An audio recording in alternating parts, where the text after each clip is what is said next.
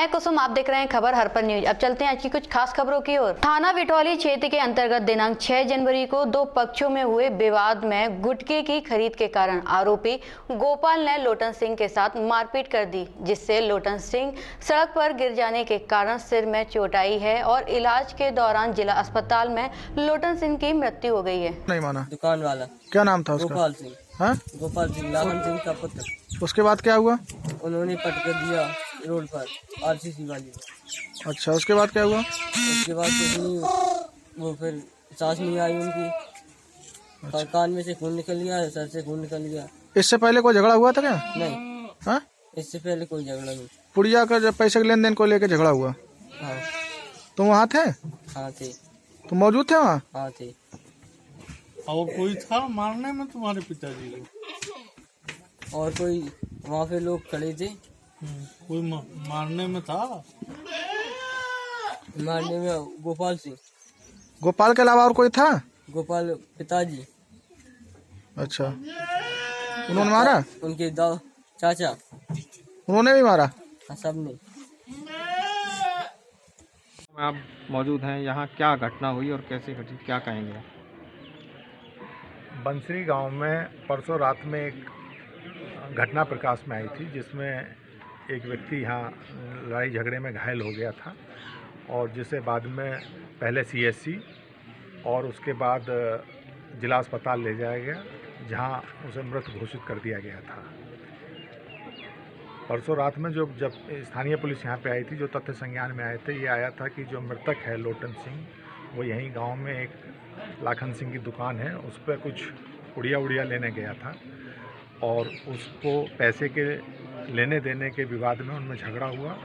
उन्होंने उसको मारपीट के धक्का दे दिया था, जिससे वो सड़क पे गिर गया था। उससे वो उसके सिर में चोट आई थी। कल जब एफआईआर आई थी तो जो मृतक के परिजन हैं, उनके द्वारा ये आरोप लगाया गया था कि जो आरोपी पक्ष है, उनके द्वारा उसकी लड़की के साथ छेड़खानी की गई थी और उसका उल्हाना देने आया था।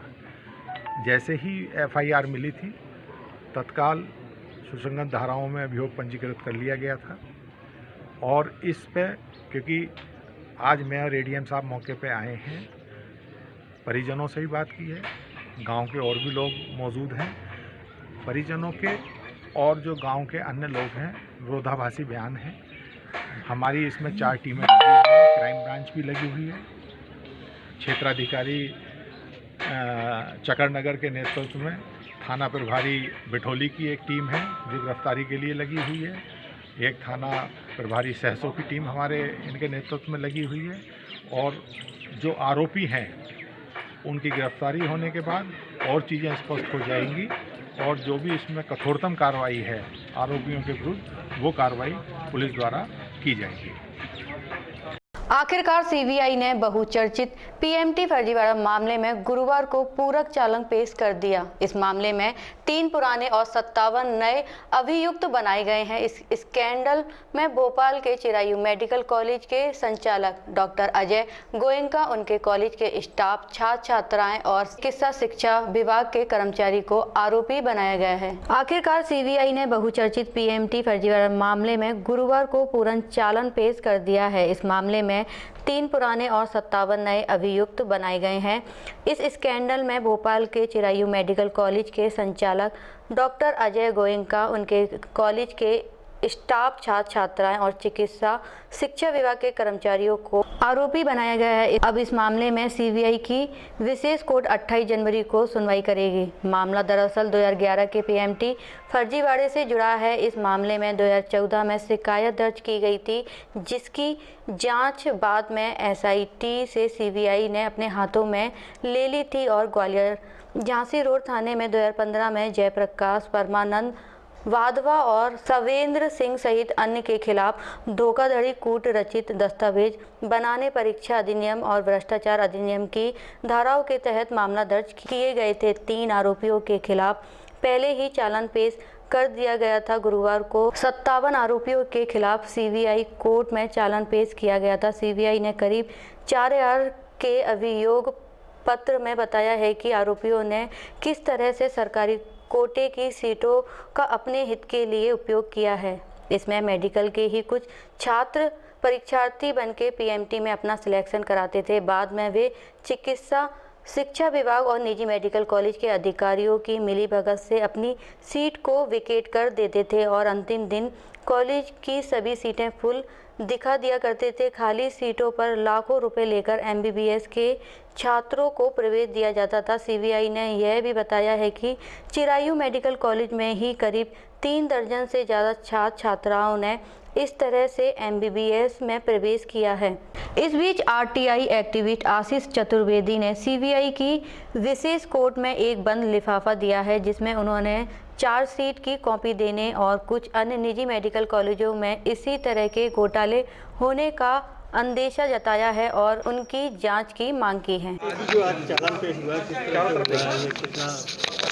सीबीआई द्वारा न्यायालय के समक्ष पीएमटी फर्जीवाड़े और सीट कैंसिलेशन के मामले में प्राइवेट मेडिकल कॉलेज और राज्य सरकार के जो अधिकारी जिनके द्वारा सीट कैंसिलेशन कराई जाती थी स्टेट कोटे की, उनके विरुद्ध एक चालान प्रस्तुत किया गया है और मेरे द्वारा न्यायालय के समक्ष एक बंद लिफाफा प्रस्तुत किया गया। दोनों ही पक्षों की ओर से प्रस्तुत किए गए दस्तावेजों पर न्यायालय द्वारा विचार किया जा रहा है। कितने पेज की ये चार्जशीट है लगभग और कितने मुलजिम है? 7000 पेज की चार्जशीट सीबीआई द्वारा दायर की गई है और लगभग 60 के आसपास उसमें 60 के लगभग उसमें प्रकरण में अभी तक आरोपी बनाए गए हैं। अच्छा, कुछ लोग पेश होने भी आए थे, कुछ हुआ उसमें? उस संबंध में उच्च न्यायालय के जो आदेश था उसके क्रम में आरोपियों को पेशी से राहत दी गई है, संभवतः ऐसा जानकारी में आया है। ये सर झांसी रोड थाने में एक अपराध पंजीबद्ध हुआ था, जिसमें 3 लोगों के खिलाफ जयप्रकाश, सर्वेंद्र और परमानंद बाजवा के विरुद्ध झांसी रोड थाने ने 420/67 का मुकदमा पंजीबद्ध किया था।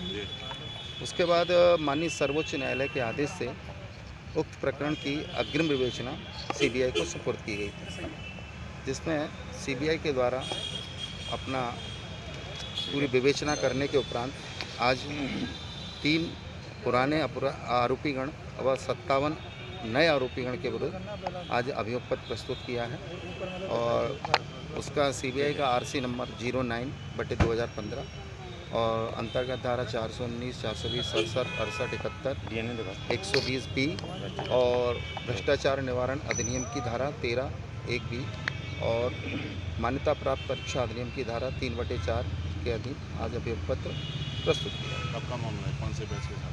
ये एमपी पीएमटी 2011 के बैच का मामला था, जिसमें बच्चों ने चिरायू हॉस्पिटल में उसमें एडमिशन लिया।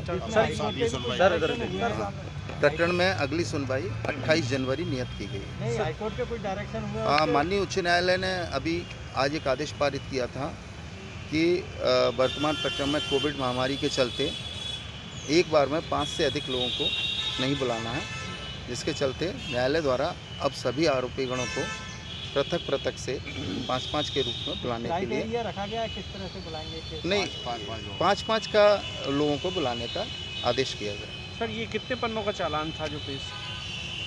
एटलीस्ट करीबन ये माना जाए कि 4000 पन्ने के आसपास होंगे। ग्वालियर में अवैध हथियारों का चलन और पुलिस से बेखौफ अपराधी सरेआम जान को जोखिम में डालकर फायरिंग का वीडियो बना रहे हैं और उसे सोशल मीडिया पर वायरल भी कर रहे हैं। हैरानी की बात यह है कि पिछले 1 महीने में ऐसी 4 घटनाएं सामने आ चुकी हैं, लेकिन एक में भी अपराधियों के गिरफ्तार तक पुलिस के हाथ नहीं पहुंचे हैं।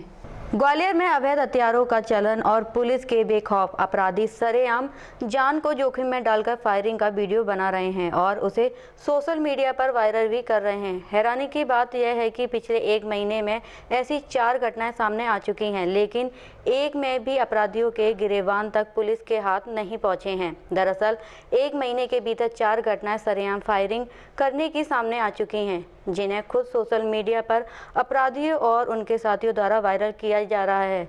पुलिस सिर्फ वीडियो के आधार पर जांच की बात कह रही है, लेकिन अपराधियों से सामना नहीं हुआ है। पहला वीडियो बड़ागांव इलाके से आया था, दूसरा वीडियो आनंद नगर क्षेत्र में बनाया गया था, जबकि तीसरा वीडियो शहर में ही गली मोहल्ले का सामने आया है, जिसमें डीजे पर डांस करते हुए कुछ युवक फायरिंग कर रहे थे। अब शुक्रवार सुबह एक और वीडियो सामने आया है, जिसमें युवाओं की टीम के साथ खड़ा एक युवक देसी पिस्टल से उसे लोड करके और फिर 2 बार फायरिंग करते हुए दिखाई दे रहा है। यह वीडियो भी शहर के किसी बाहरी इलाके का ही है और हाल ही में बताया गया है कि पुलिस अफसरों के पास भी यह वीडियो पहुंचा है, जिसकी पुलिस जांच कर रही है।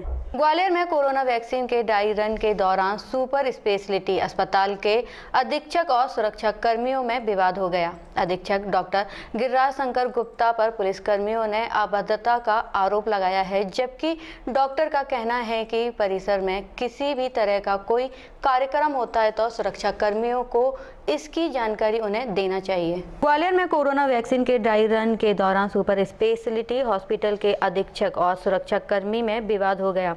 अधीक्षक डॉक्टर गिरिराज शंकर गुप्ता पर सुरक्षाकर्मी ने अभद्रता का आरोप लगाया है, जबकि डॉक्टर का कहना है कि परिषद में किसी भी तरह का कोई कार्यक्रम होता है तो सुरक्षा कर्मियों को इसकी जानकारी उन्हें देना चाहिए।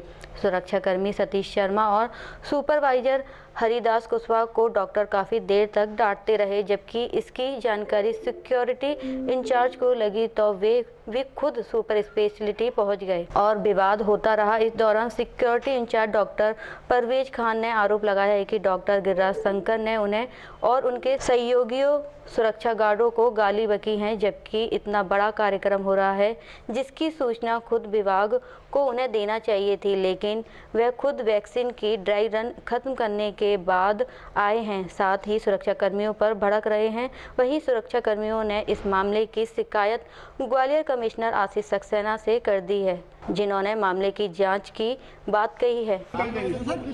आप खुद लेट आ रहे हैं, आप कह रहे हो डीन साहब आके चले गए, मुझे जानकारी नहीं, आपको जानकारी डिपार्टमेंट आपको जानकारी देगा, हमने किसी को जानकारी।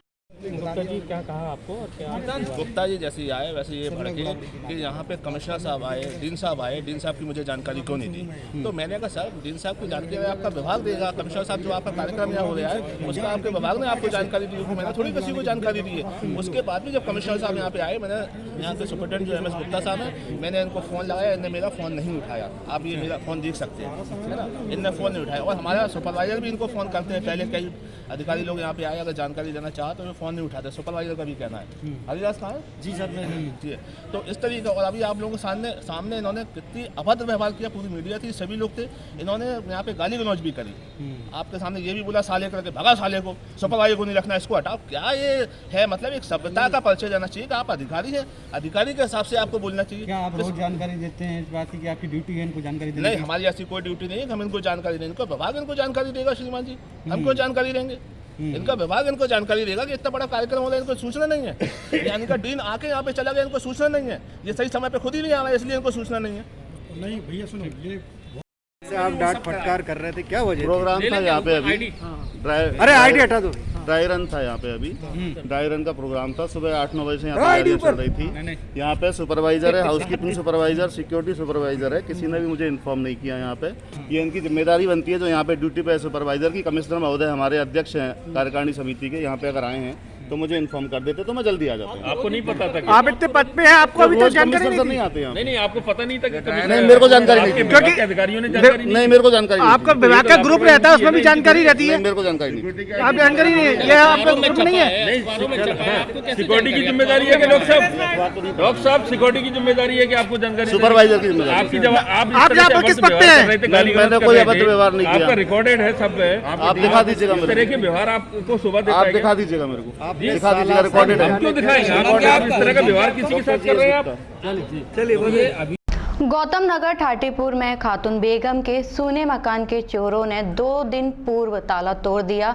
चोर हज के लिए बैंक से निकालकर रखे 7 लाख रुपए सहित 10 लाख की कीमत का माल चोरी कर ले गए। ठाटीपुर थाना पुलिस ने खातून बेगम की रिपोर्ट पर अज्ञात चोरों के खिलाफ चोरी का मामला दर्ज किया है। पुलिस मकान के आसपास लगे CCTV कैमरे के फुटेज चेक कर चोरों का सुराग लगाने का प्रयास कर रही है। गौतम नगर ठाटीपुर में खातून बेगम के सूने मकान के चोरों ने 2 दिन पूर्व ताले तोड़ दिए। चोर हज के लिए बैंक से निकालकर रखे 7 लाख रुपए सहित 10 लाख की कीमत का माल चोरी कर ले गए। ठाटीपुर थाना पुलिस ने खातून बेगम की रिपोर्ट पर अज्ञात चोरों के खिलाफ चोरी का मामला दर्ज कर लिया है। पुलिस मकान के आसपास लगे सीसीटीवी कैमरे के फुटेज चेक कर चोरों का सुराग लगाने का प्रयास कर रही है। गौतम नगर में निवास करने वाली खातून बेगम के पति सिंचाई विभाग में कार्यरत थे। उनकी मौत के बाद पीएम आदि का पैसा मिला था। खातून बेगम इस पैसे से हज यात्रा करना चाहती थी, लेकिन कोरोना संक्रमण के चलते उनकी मुराद पूरी नहीं हो सकी। फरियादी से चूक यह हो गई कि बैंक से 7 लाख रुपए निकालकर घर में रख लिए। इसी बीच रिश्तेदार में गमी हो गई तो उन्हें घर पर ताला लगाकर कोच यूपी जाना पड़ा। चोरों की नज़र खातून बेगम के सूने मकान पर पड़ गई। चोर ताले तोड़कर घर के अंदर घुस गए। चोर अलमारी में रखे 7 लाख रुपए सहित गहने व अन्य सामान चोरी कर ले गए। घर में चोरी होने का पता लगने पर खातून बेगम घर लौटकर आई। फरियादी ने रिश्तेदारों के साथ चोरी की सूचना ठाटीपुर थाना पुलिस को दी। पुलिस ने शुरुआती जांच के बाद अज्ञात चोरों के खिलाफ चोरी का मामला दर्ज किया है। पुलिस ने दावा किया है कि चोर का जल्द ही सुराग लगा लिया जाएगा। खातून बेगम खातून बेगम कहाँ रहते हैं? गौतम नगर। क्या हुआ था? मेरी चोरी हो गई। कितने की? क्या पता नहीं है। मेरी 2 बेस रह गई हैं, नाक की लौंग गई है, 2 फूल गए हैं कानों के, और गले का हार गया है, और का नाम 4 चूड़ी गई हैं सोने की, और 16 लच्छे गए 8, और क्या नाम को 2 कदौनी गई हैं, और चांदी की, और का नाम को और 7 लाख रुपए गए हैं नगद। मैं बैंक से निकाल के ले आई थी। गड्डी थी मेरी। हाँ, तो और तब घर पे थे नहीं थे। हम 40 मंगाए थे गमी में गए थे। कोच का चले गए थे, तो कोच से लौट के आए। मैं पता चला मैं कि तुम्हारा तारा टूट गया, सामान बिखर रहा है, और पुलिस आ गई ऐसे बोला हमसे। तो हम तुरंत वैसे ही चले आए। हमने नाश्ता भी नहीं करा। रात को रुक गए थे। मंगल की रात को हुआ है, और बुध को हम यहाँ आ गए हैं। पैसे किस लिए रखे थे आपने? हमने आज के लिए रखे थे। आज जाने के लिए मैंने एक पैसा जाने कैसे जोड़ा। मेरे आदमी 100 मेरे ड्यूटी करते थे, नौकरी थी, उनका पैसा मिला था। इरिगेशन में हैवी मशीन के मेरी नौकरी करते थे।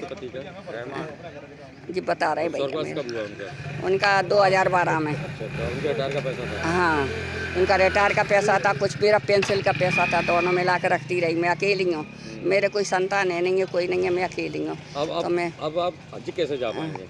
अब मैं कैसे बताऊँ आपको, कैसे आज मंजूर नहीं है, क्या है मुझे पता नहीं है। तो आप थाने पहुँचे, FIR हो गई? अल्लाह जाने। FIR मैंने सही नहीं लिखा, सही नहीं लिखी उनने। जे चीज़ मेरी गई थी वो चीज़ लिखी नहीं है। मैंने FIR तो काट दी है, पर चीज़ नहीं लिखी उनने, सही नहीं लिखी उनने। ये तो FIR तो काट दी है। मैंने जब मैंने भगा दिया था पहले तो मुझको कि मैं नहीं ले रही रिपोर्ट का, झूठ बोलती हैं, इतना कहाँ से आया तुम पे? उनने भगाया था थानेदार ने। उनने कहने लगे कि जाओ जहाँ से तुम्हारे का इतना पैसा कहाँ से, झूठ बोलती कहाँ से आया, बताओ सबूत बताओ।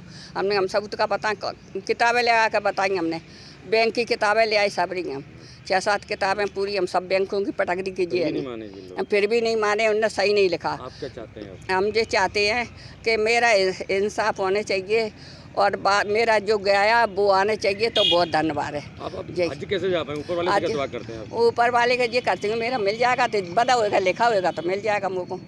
बस हाँ, उम्मीद करती हूँ कि हाँ मिल जाए मेरा, तो मैं हज कर आऊँगी, दीदार हो जाएंगे मुझे।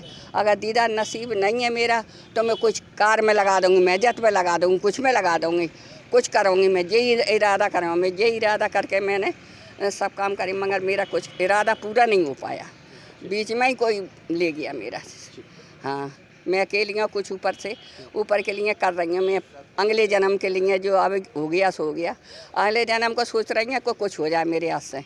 वो सोच रही थी मैं, मेरे हाथ से कुछ नहीं हो पाया। मैं सोच रही थी और मेरा कुछ नहीं हो पाया। मैं सोच रही थी मस्जिद बनवाने की, मेरा कागज़ बनवा लिए मेरे सबरे, और दूसरे दिन मेरा ये काम हो गया, चोरी हो गई मेरी। मस्जिद के लिए पूरे रखी गई मेरा। ओटीला थाना क्षेत्र में कुछ दिन पूर्व युवक को अपहरण कर सिंध नदी में फेंका गया था। लग्न समारोह में युवक का झगड़ा हुआ था, जिसके बाद आरोपी लड़ाई के दौरान युवक को बोलेरो गाड़ी में डालकर ले गए थे। इस मामले में ओटीला थाना में पदस्थ SI फरियादी पक्ष को प्रताड़ित करने का मामला सामने आया है। किला थाना क्षेत्र में कुछ दिन पूर्व युवक को अपहरण कर सिंध नदी में फेंका गया था। लग्न समारोह में युवक का झगड़ा हुआ था, जिसके बाद आरोपी लड़ाई के दौरान युवक को बिलोरो गाड़ी में डालकर ले गए थे। इस मामले में उटीला थाना में पदस्थ एसआई फरियादी पक्ष को प्रताड़ित करने का मामला सामने आया है।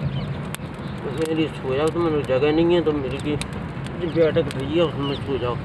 बोलो कितने आई कि ना तुम दूर का पता और चलवा लेके वो 4-5 जने ने दाव लो, दाव के गाड़ी में डाल के ले आए, प्याला लेके फासड़ बोले जहाँ जाए इसको मार दे।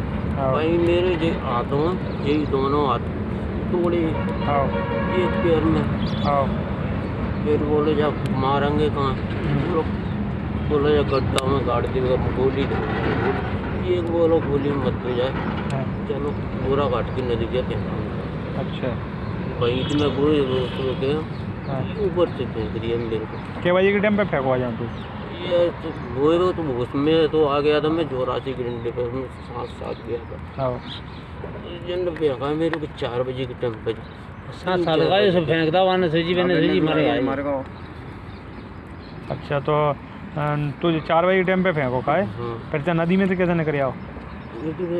मैं तो वे उसमें आ गया था मैं। हाँ कई ये साथ गया था। अच्छा तो मतलब पैर वो जान तो थे पानी में से पैर के निकल आओ का है, फिर तेने जने जहाँ आवाज़ दी कौन है जी भैया दी है? चलोगा वो कल चलो ऊपर जाट वो कल आदिवासी आवाज़ तो बहुत देर का दे रहा था। बहुत देर को दे रहा हूँ आपको गोल को जब सही बात है, नीचे से आवाज़ बड़ी देर में आती है। सवेरे भाई चलो इसको हॉस्पिटल ले चलो। चलो आ जाओ, चलो हॉस्पिटल आ जाओ। तुम्हें सुनी पकड़वा ली, चलो आ जाओ। मेरा नाम भारत जाटव है, जारगा का रहने वाली हूँ। मेरे भाई को सिंध नदी में फेंकने वाले अपराधी अभी तक घूम रहे हैं, धमकी भी दे रहे हैं, बराबर धमकी दे रहे हैं मार देंगे हम तुम्हें अगर राजीनामा नहीं किया तो। राजीनामा नहीं किया, मैंने पुलिस में भी बताया, पुलिस गुमराह कर रही है हमें। ये कह रही है कि 3 पकड़ गए हैं, 3 अभी तक घूम रहे हैं। उनको बता रही है कि अब उनका कोई मैटर नहीं है, उन्हें बचाने की पूरी कोशिश कर रही है पुलिस। कौन है पुलिसकर्मी? कौन है? क्या पुलिसकर्मी एसआई कुलदीप बरे है, उटीला थाने है। उटीला थाने की? हाँ। और आपके भाई का नाम क्या है? भाई का नाम शिवराज उर्फ बंटी है। क्या घटना हुई? क्या घटना हुई? घटना शादी में से यानी रात में आए, ले गए उसको। हमें 100 नंबर ने लगाया, सवेरे 9:22 पे फ़ोन लगाया था मेरे को वहाँ से डबरा से डायल एंड रेट वालों ने कि बताया बंटी को यहाँ पे सिंध नदी में डला मिला है। तो हमने कही पहले क्यों भैया झूठ क्यों बोल रहे हो? उनने फिर बताया, हम जानकारी लेने के बाद फिर गए डबरा, पता चला कि बेहोश हालत में था। उस टाइम पे वे हॉस्पिटल आए ट्रामा सेंटर में। ट्रामा सेंटर से उसके बाद में काफ़ी पूछ रहे हैं, मगर पुलिस हमें गुमराह करने की कोशिश कर रही है उटीला थाना। उन्हें अपराधियों को बचाने की कोशिश में लगी है पूरी। आपके भाई का क्या करता था? मेरा भाई घर पे रहता है। क्या नाम है उसका? शिवराज नाम है उसका। घटना कौन सी तारीख की है? घटना 25 तारीख की है। अब आप क्या चाहते हैं? हमें बस इंसाफ मिल जाए, भाई को जो है अपराधी घूम रहे हैं उन्हें बस सजा मिलना चाहिए। कौन कौन अपराधी है? अपराधी वो लैया राम, उनके नागेंद्र के 2 लड़के हैं, ब्रजेश और निर्देश, दोनों धमकी दे रहे हैं बराबर। राजीनामा नहीं किया तो मैं तुम्हें मार देंगे, जला देंगे। घर पे आके गाली गलौज भी करके गई थी कल। आपने इसकी शिकायत पुलिस से की? पुलिस में करने की कोशिश की, मगर कोई बात ही नहीं कर रहा है। क्या करें? एफआईआर हो गई थी? एफआईआर तो हो गई हमारी। दिल्ली में आंदोलन हो रहे किसानों के समर्थन और कृषि कानूनों के विरोध में एनएसयूआई ने मोती महल पर रैली निकाली और प्रदर्शन भी किया। एनएसयूआई ने कृषि कानूनों को वापस लेने की मांग करते हुए संभागायुक्त को ज्ञापन भी दिया। दिल्ली में आंदोलन कर रहे किसानों के समर्थन और कृषि कानूनों के विरोध में एनएसयूआई ने मोती महल पर रैली निकाली और प्रदर्शन किया। एनएसयूआई ने कृषि कानूनों को वापस लेने की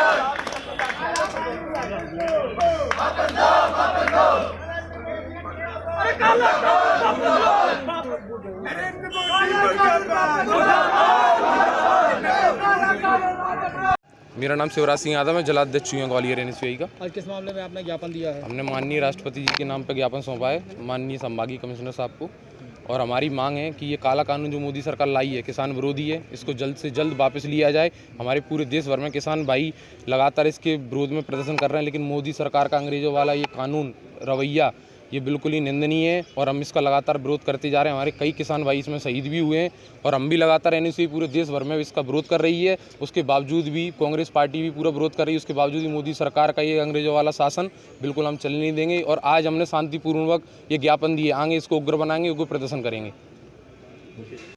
आज ज्ञापन दिया है, ज्ञापन दिया है, क्या उनकी मांगे हैं? इनकी मांगे हैं जो अभी किसान आंदोलन चल रहा है उससे संबंध में इनकी मांगे हैं कि ये बता रहे हैं अपने ज्ञापन में कि काला कानून है, इसका ये बता रहे हैं कि जो ये काला कानून पास हुआ है उसको वापस लाएं। ये ज्ञापन एनएसयूआई वालों ने दिया है। किसके नाम ज्ञापन दिया है? ये माननीय महामहिम राष्ट्रपति महोदय के नाम से दिया है।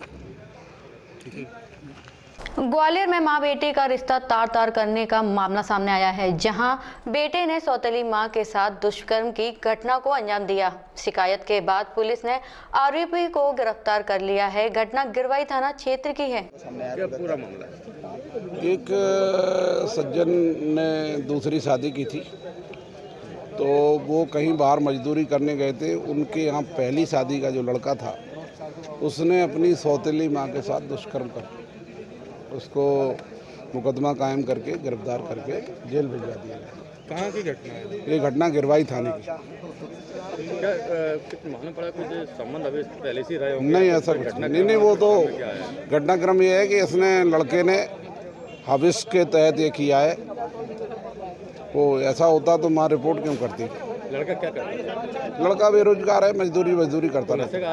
नहीं, ऐसी कोई जान आवेश में हविस के तहत। लगातार देश भर में हो रहे किसान आंदोलन और देश भर में परेशान हो रहे किसानों को समर्थन करते हुए कांग्रेस के द्वारा बड़ापुर चौराहे पर धरना दिया गया। लगातार देश भर में हो रहे किसान आंदोलन और देश भर में परेशान हो रहे किसानों की समस्याओं एवं समर्थन करते हुए कांग्रेस के द्वारा बड़ापुर चौराहे पर धरना दिया गया। लगातार कई दिनों से देश भर में हो रहे किसानों के द्वारा आंदोलन एवं किसानों की समस्याओं को देखते हुए किसान काफ़ी चिंतित हैं। इसी कारण के साथ देश भर में रात हो या दिन रोड पर किसान बैठा हुआ है। किसानों के ऊपर हो रहे अत्याचार और समस्याओं को देखते हुए कांग्रेस के पदाधिकारी एवं कार्यकर्ताओं के द्वारा धरने का आयोजन किया गया। इस अवसर पर कांग्रेस के जिला अध्यक्ष देवेंद्र शर्मा, कांग्रेस के वरिष्ठ नेता सुनील शर्मा, वीर सिंह तोमर, मनोज राजपूत, महिला कांग्रेस की जिला अध्यक्ष रुचि गुप्ता, ज्योति सहित अन्य कांग्रेस के नेता एवं पदाधिकारी मौजूद रहे। किसानों के समर्थन में मध्य प्रदेश कांग्रेस कमेटी के आह्वान पर शहर जिला कांग्रेस कमेटी के नेतृत्व में आज विशाल धरना दिया गया और ये धरना किसानों के समर्थन में किसका है? इसमें मोबाइल है से आज यहाँ डॉक्यूमेंट्स है। एक आम जन किस भाई का ये थैला है? सम्मिलित हुआ है।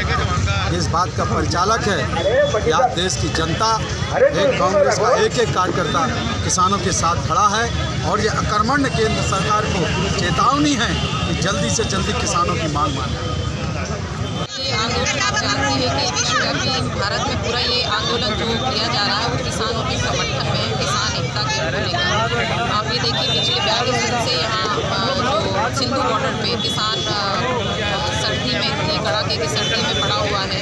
ये जो भी 3 काले कानून लाए हैं ये लड़ाई मतलब उसी कानून को लेकर है। अगर मोदी सरकार को ये समझ आ रहा है कि जो किसान है वो इन 3 कानून किसके लिए कानून बनाए आपने? किसानों के लिए। और किसान इस चीज़ का समर्थन नहीं दे रहे। करोड़ों किसान आ रहे हैं और कितना किसान मर रहा है।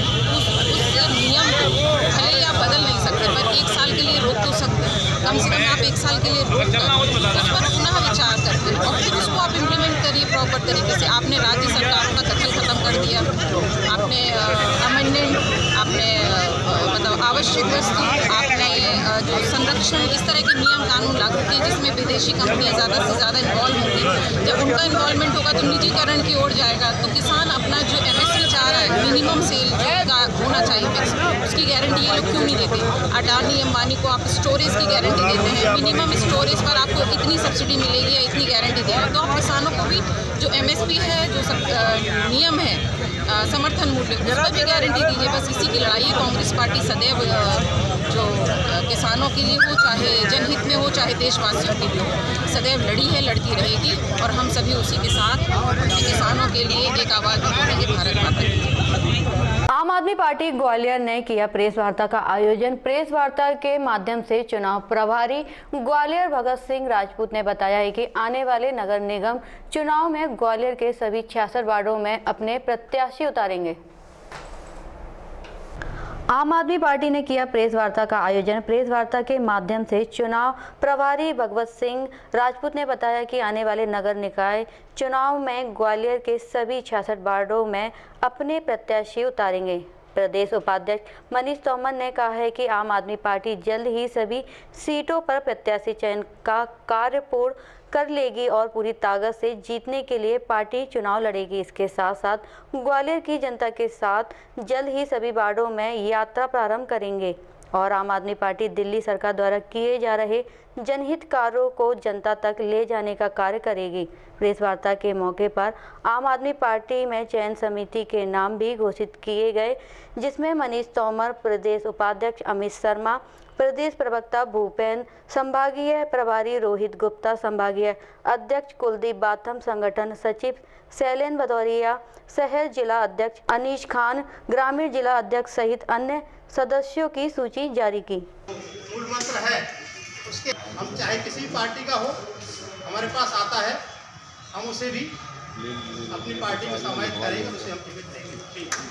किस लिए जो चुनाव नगर निगम जाने वाले उसको लेकर आम आदमी पार्टी अपनी रणनीति तैयार कर रही है? आम आदमी पार्टी ने, जैसा कि मैंने बताया, चुनावी रणनीति बनाई है।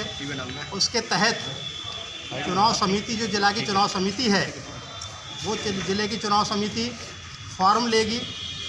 उम्मीदवारों से, जो संभावित उम्मीदवार हैं, उन फार्मों को स्क्रूटनिंग करके उसमें A, B और C कैटेगराइज करके और प्रदेश समिति को भेजेगी और प्रदेश समिति इसके बाद केंद्रीय समिति को भेजेगी और वहाँ से फाइनल नाम होगा। इसके साथ ही साथ मैंने आपको बताया कि हर वार्ड में, पूरे प्रदेश में जवाब दो हिसाब दो यात्रा हमारे यहाँ लोग कर रहे हैं। उसके तहत हम हर वार्ड के पार्षद से ये हिसाब मांग रहे हैं कि आपने जो काम किया है उसका हिसाब आप दीजिए। इसके साथ ही साथ जो काम नहीं हुआ है वो क्यों नहीं हो पाया है, 5 साल आप रहे, उसका हम जवाब भी मांग रहे हैं।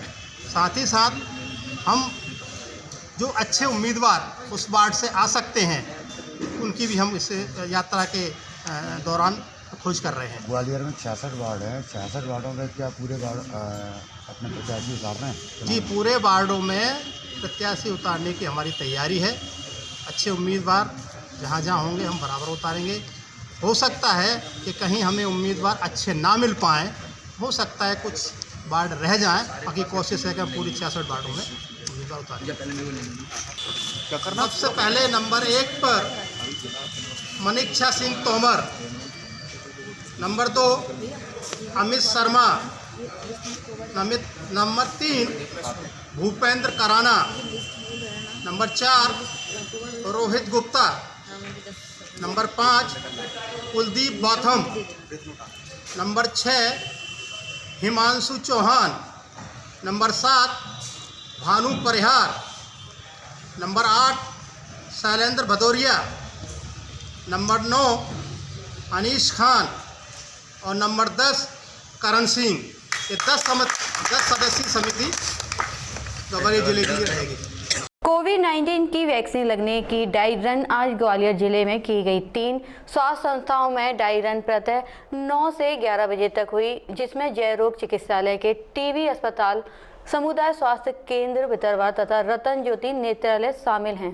कोविड-19 की वैक्सीन लगने की ड्राई रन आज ग्वालियर जिले में की गई। 3 स्वास्थ्य संस्थाओं में ड्राई रन प्रातः 9 से 11 बजे तक हुई, जिसमें जय रोग चिकित्सालय के टीबी अस्पताल, समुदाय स्वास्थ्य केंद्र भितरवार तथा रतन ज्योति नेत्रालय शामिल है। संभागीय आयुक्त आशीष सक्सेना ने टीबी अस्पताल पहुंचकर ड्राई रन का अवलोकन किया और आवश्यकताओं को देखा। उन्होंने इस संबंध में आवश्यक दिशा निर्देश भी दिए। जयरोग चिकित्सालय समूह में आयोजित ड्राई रन में dean medical college doctor NS singer, अधीक्षक जयरोग चिकित्सालय RS धाकर, CMHO doctor Manish Sharma सहित चिकित्सक और विभागीय अधिकारी उपस्थित थे। ड्राई रन के दौरान बताया गया है कि सर्वप्रथम स्वास्थ्य कार्यकर्ताओं को कोरोना वैक्सीन लगाई जाना है।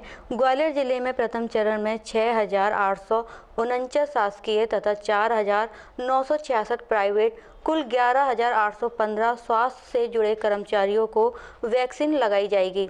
इसके लिए 1,339 शासकीय तथा 1,402 प्राइवेट, कुल 2,040 कर्मचारियों को वैक्सीन लगाने के लिए कार्य तैनात किया जाएगा। वैक्सीन लगने वाले सभी कर्मियों को विधिवत प्रशिक्षण भी दिया जाएगा। कोरोना वैक्सीन का ट्रायल ड्राई रन 3 जगह पर हम लोगों ने किया था। मेडिकल कॉलेज की टीबी हॉस्पिटल है जो अपना, यहाँ पर किया था GH के टीबी हॉस्पिटल में, और दूसरा हमारा था अपोलो हॉस्पिटल में, और तीसरा है भितरवार में CSC। यहाँ पर प्रत्येक संस्था में जो 25 यहाँ का स्टाफ है उनको लिया गया था, उन पर ड्राई रन किया गया है। आगे कैसा क्या रहेगा?